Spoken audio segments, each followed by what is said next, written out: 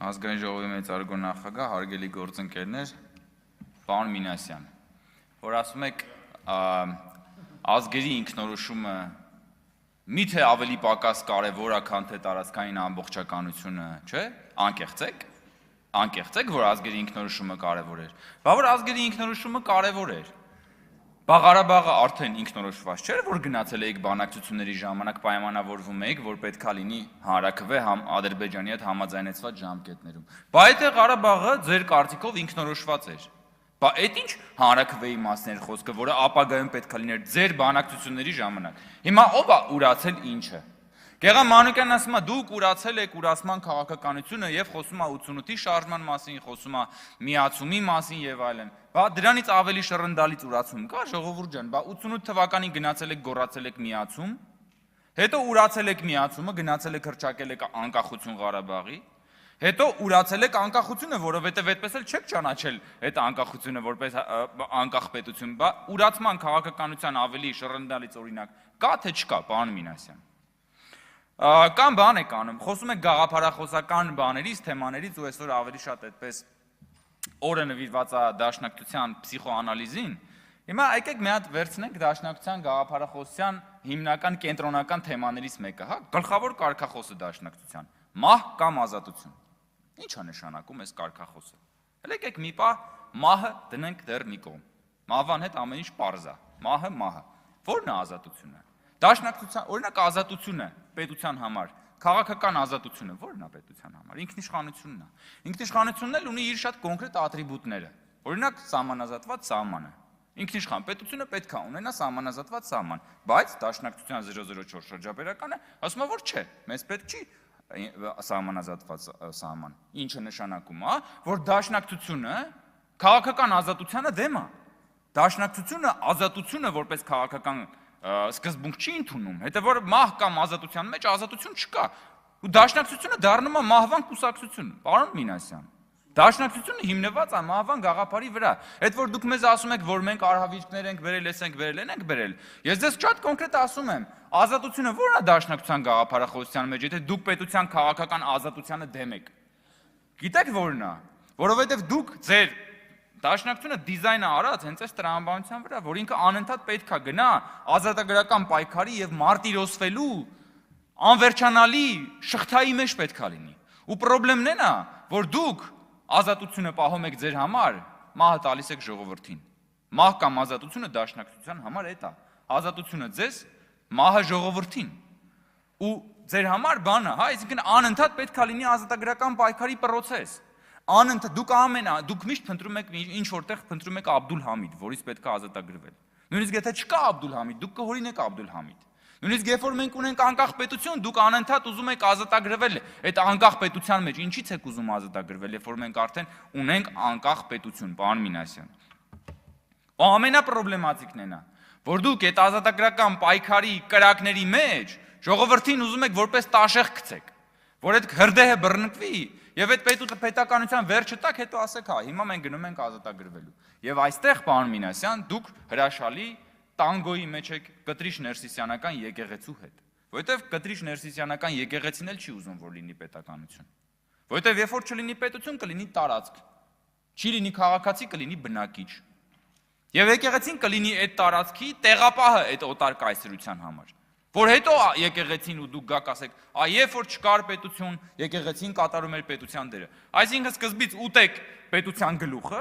հետո դառնաք տեղապահ, հետո ասեք մենք կատարում ենք պետության դերը, երբ որ պետություն չկար։ Հեսա ձեր կոնցեպտը։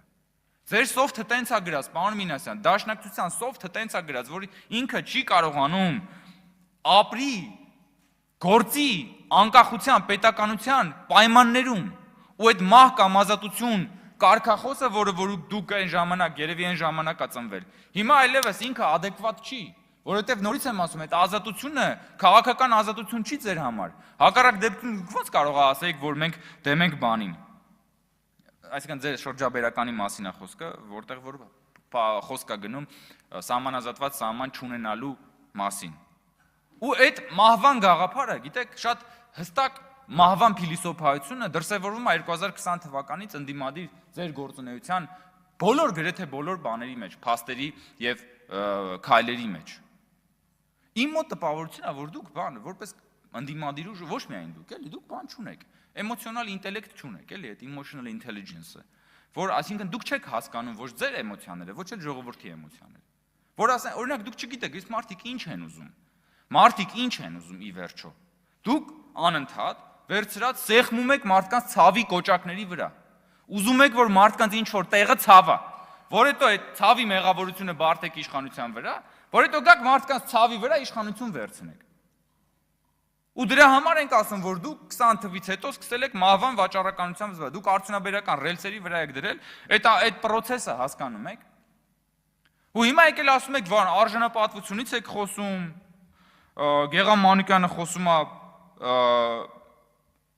բանից, ուրացումից, Արթուր Խաչատրյանը ասում է միջանցք եք տալի, 5 տարի ասում եք միջանցք եք տալի, ժողովուրդ։ Բա Արթուր Խաչատրյանը թողա մի հատ տանի միջանցքի տեղը ցույց տա։ Նոր առաջարկում էր մեր գործընկերոջն, ասում էր արի տար ինձի սահմանային անցման կետը ցույց տուր։ Բա 5 տարի ասում եք իշխանությունը միջանցք է տալի։ Ուր է այդ միջանցքը։ Ուր է այդ միջանցքը, ժողովուրդ։ Կարաք տանեք ինչ որ մեկին մատով ցույց տակ այդ միջանցքի տեղը, չեք կարա տանեք ցույց տակ։ Թադևոս Ավետիսյանը ասում է, ինչ որ լավ է ձեր համար, վատ է մեր ժողովրդի համար։ Հետո մի նախադասություն հետո ասում է, ի վերջո միայն Աստված գիտի, որն է լավը, որն է վատը։ Հիմա Աստված գիտի, թե դուք գիտեք, պարոն Ավետիսյան, որն է լավը ժողովրդի համար, որն է լավը մեր համար։ Ընդհանրապես պարոն Ավետիսյանը երբ որ խոսում է, ես Այնշտայնի հարաբերականության տեսությունը հասկանում եմ իր ելույթների ժամանակ, որովհետև 10 րոպեն միշտ թվում է 20 րոպե։ 1 րոպեն միշտ թվում է 5 րոպե եւ դա անավարտ է թվում այդ բանը։ Եվ հիմա դեռ հետո կպարզաբանեք, ի վերջո ով գիտի լավը որն է, վատը որն է, պարոն Ավետիսյան։ Պարոն Մինասյան, երբ որ ասում եք, որ մենք մարդկային ազգային արժանապատվության դեմ ենք եւ այլն եւ այլն։ Օրինակ Վարդանիկի բովանդակ ամբողջ գործունեությունը մարդկային արժանապատվության հետ ոչ մի խնդրեմ չուներ։ Դուք Վարդանիկի գործունեության հետ համերաշխեք մարդկային արժանապատվության տեսանկյունից, հա? Կամ եթե դուք Վարդանիկին հիմա պետքա sense կուրծքը բանարած պաշտպանեք, եւ Վարդանիկին խի չէիք առաջադրում բա։ Բա ժամանակին Վարդանիկին ինչի չէիք հրապարակայինորեն առաջադրում։ Խի էիք ծածուկ կերպով Վարդանիկին աջակցում, որ ինչ, որ ձեր դեմքով, որտեվ գիտեիք, որ ձեր անտի-ռեյտինգը այնքան մեծ է, որ նույնիսկ Վարդանիկն է ձեզանից ավելի ռեյտինգով։ Ու հիմա սկսել եք Վարդանի, այսինքն դուք պատկերացնում եք ձեր քաղաքական գործունեության այս խայտարակ բնույթը։ Այսինքն 135-ամյա կուսակցության ռեյտինգը ավելի ցածր է եղել, քան թե Վարդանիկի ռեյտինգը, դրա համար չէ՞ դուք ձեզնով առաջադրել։ Ու մենք հենց խոսում ենք դաշնակցության մասին, դաշնակցության կշռի մասին, հա? Էսա դաշնակցության եւ ընդհանրապես քաղաքական խորհրդարանական ընդդիմության ողջ գործունեության պերճանքն ու թշվառությունը։ Հարգելի գործընկերներ, իրականում շատ բան կա ասելու, բայց դա երևի արդեն հաջորդիվ։ Շնորհակալություն, պարոն Կոնջյան։ Արթուր Հովհաննիսյան, համեցեք։